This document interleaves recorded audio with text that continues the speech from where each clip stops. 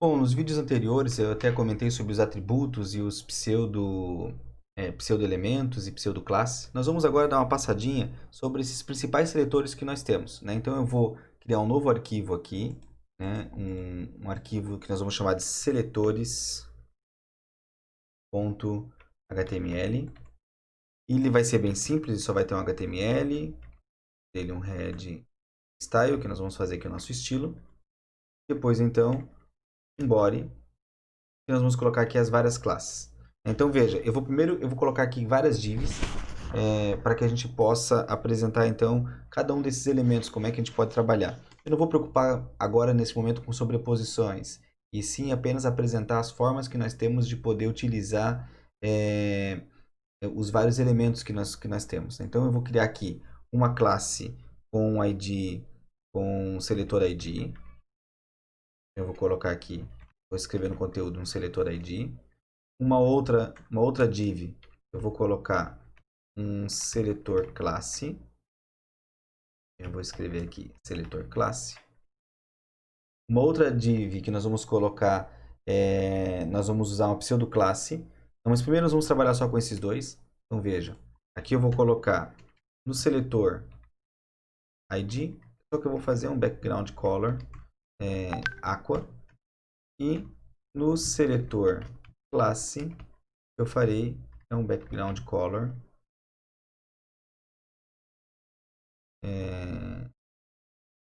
biscuit.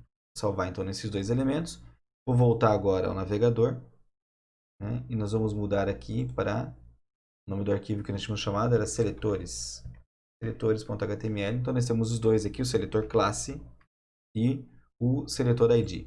Então são os dois elementos que nós temos. Qual é a ideia de uma pseudo-classe? A pseudo-classe que nós temos é, por exemplo, quando nós colocamos um seletor classe e vamos usar, por exemplo, o método hover dele. Então nós vamos olhar o hover, o elemento hover, quando o mouse está passando por cima dele. Neste caso aqui, o que eu quero? Eu vou querer que o background dele, o background color dele mude, por exemplo, para o marrom, e a cor de fonte dele mude para o branco. Por exemplo, quando eu passo o mouse por cima. Então neste caso, eu tenho um seletor chave, além da classe, né? Se nós olharmos para olharmos aqui no grau de especificidade, nós temos uma classe e uma pseudoclasse. É uma pseudoclasse que nós temos aqui neste caso. Então, né, nós temos uma pseudoclasse que tem mais prioridade, por exemplo, do que só um elemento. Então, nós fizemos isso na hora que eu salvar e voltar ao navegador. Olha o que acontece. Quando eu passo o mouse por cima, ó, ele vai mudar, né, o conteúdo, né, a forma daquela div. Então, neste caso aqui, eu tenho uma pseudoclasse, certo? Se eu olhar agora, vou copiar esse elemento aqui, vou colocar naquela calculadora, ó, pseudoclasse, vou tirar aqui o exemplo fora. Então, deixa eu ver aqui um seletor classe. Ó, ele tem ponto 2, né? Ele tem duas coisas aqui. Se eu tirar só um ponto, só a classe, e se eu colocar mais um hover, eu também tenho mais um ponto ali naquela linha, que é o hover com a classe com o seletor de classe. Então, eu tenho 20 pontos. Veja que neste caso, né, eu tenho um seletor de classe. Neste caso aqui, então, ele vale 10 pontos. Mas quando eu passo com o mouse por cima, vale, então, esses 10 pontos daqui mais os 10 daqui, né? Então, ó, até aparece aqui no Visual Studio Code, mostra para nós aqui, né, nessa caixinha, qual é o seletor de especificidade dele. Ó. É 020. Se eu vier aqui em cima, o seletor de especificidade é 010. Neste caso aqui ganhou. E aí, então, quando eu passo o mouse por cima deste elemento, isso acontece. O que mais eu posso fazer? Como um seletor, eu tenho ainda, eu posso ter aqui na classe, eu posso ter um seletor, e aí colocar um pseudo-elemento, que é, por exemplo, o first letter. Eu posso falar que no caso do first letter, eu quero usar um font size, né? Por exemplo, de 20 pixels. Ou de duas vezes o valor que está sendo usado, né? De 20 pixels. E ainda quero usar um peso da fonte de bold, eu quero ela em negrito. Então, veja, vou salvar aqui. Né? Nesse caso é um pseudo-elemento. Eu vou voltar. Ó. Então, ó, o primeiro elemento ficou um pouco mais negrito. Aqui eu não aumentei muito o tamanho da fonte, eu vou aumentar aqui a fonte para 40, para que a gente perceba bem a diferença. Vou salvar. Então a fonte ficou em 40, então a primeira letra é um pouco maior. Isso é o que a gente chama de um pseudo,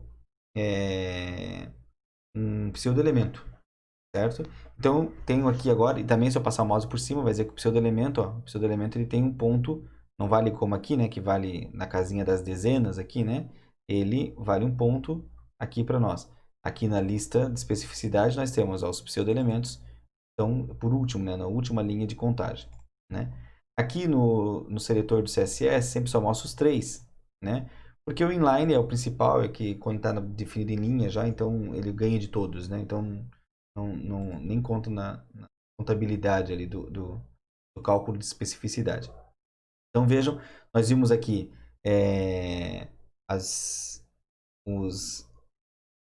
os IDs, as classes, e agora a gente pode ver também um pouco de atributo. Qual é a ideia de atributo? Eu posso criar aqui ó, uma div, por exemplo, com um atributo qualquer. Eu vou chamar um atributo de...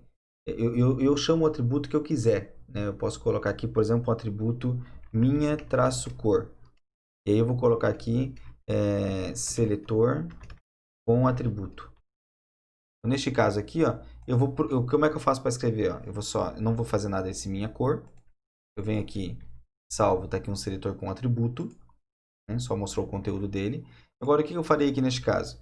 Eu vou falar que se tiver, daí neste caso, como a gente faz como escrevemos